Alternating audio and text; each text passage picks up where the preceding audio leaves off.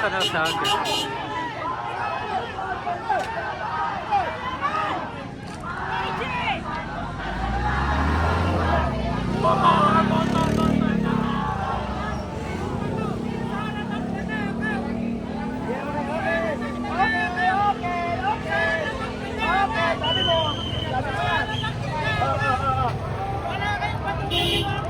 Bangag!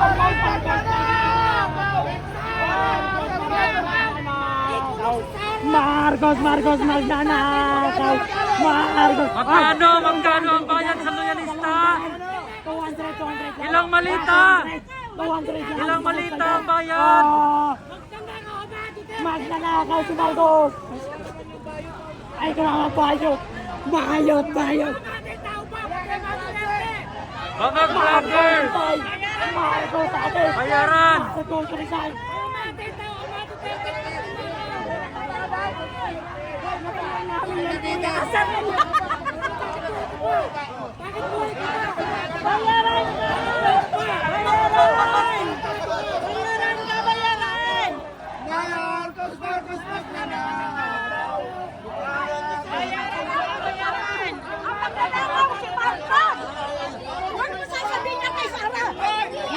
Anon!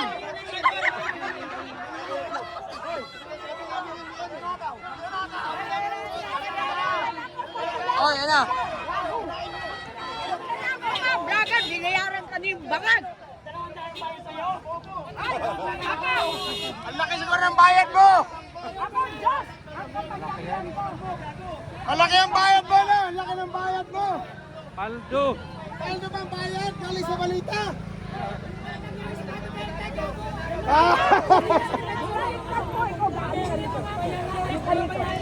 Ano yung binayad sa'yo? Galing sa balita. Galing sa balita mo.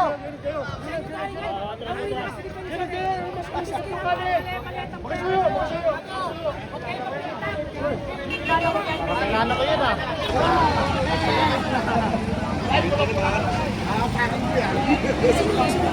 Tulay tayo. Sa may tulay tayo. Kasamahan ka ng mga vlogger nila RJ Angeles.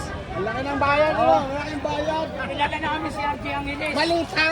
Lahat ng sagot dapat managot. Sa lahat ng sagot dapat managot.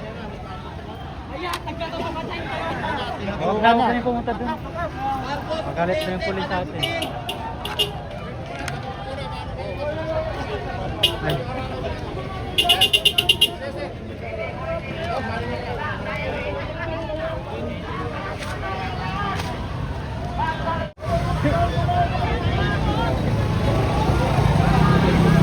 Pasok ka dito ah.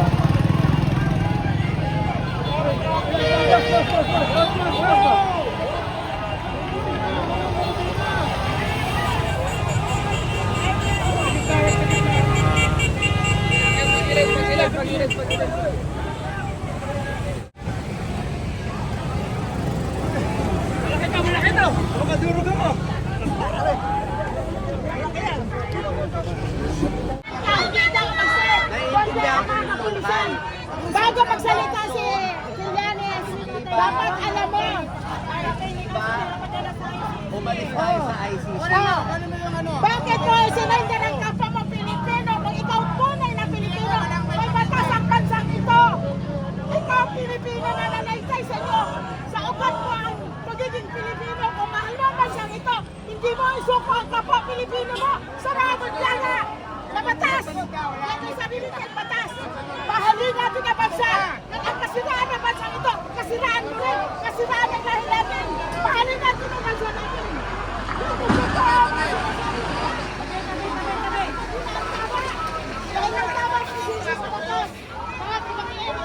May korte naman tayo eh. Mahalin natin ang bansa. Ang pagiging Sila lahat managot. Marcos, panagot Duterte, panagot din. lahat sa tamang proseso. Eh, paano sila no? Sino? Kahit si Dilima, kahit si Trillanes, managot. Lahat sila, lahat. Lahat.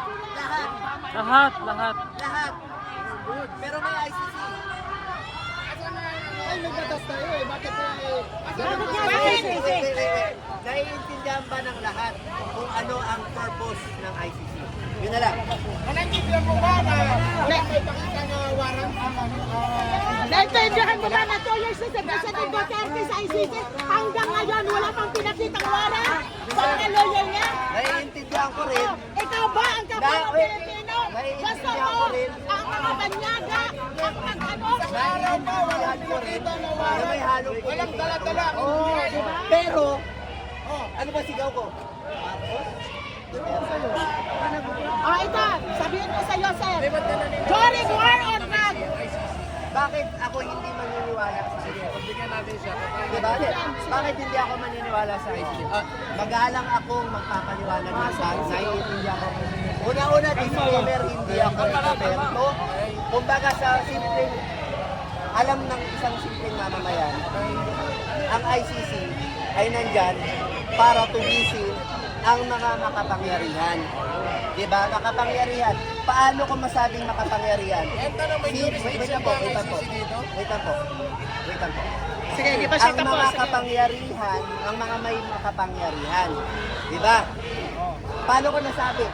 13 na senador campaign ng mga Duterte. Paano natin palalagunin?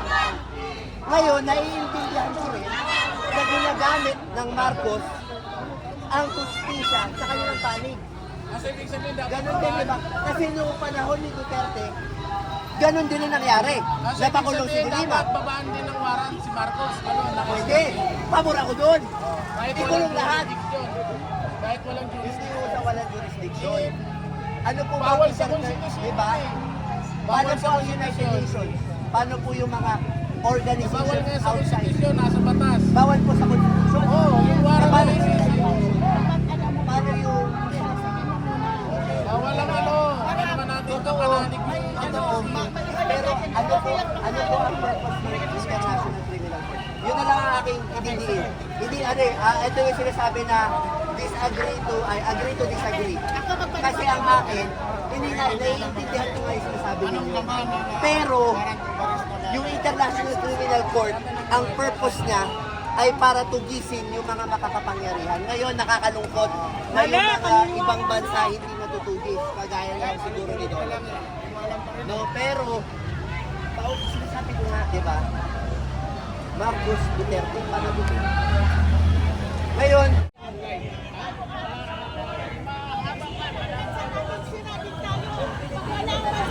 ito po ang masabi ko. Lahat sila managot. Lahat sila managot. Marcos Duterte panagutin. Bobo yan.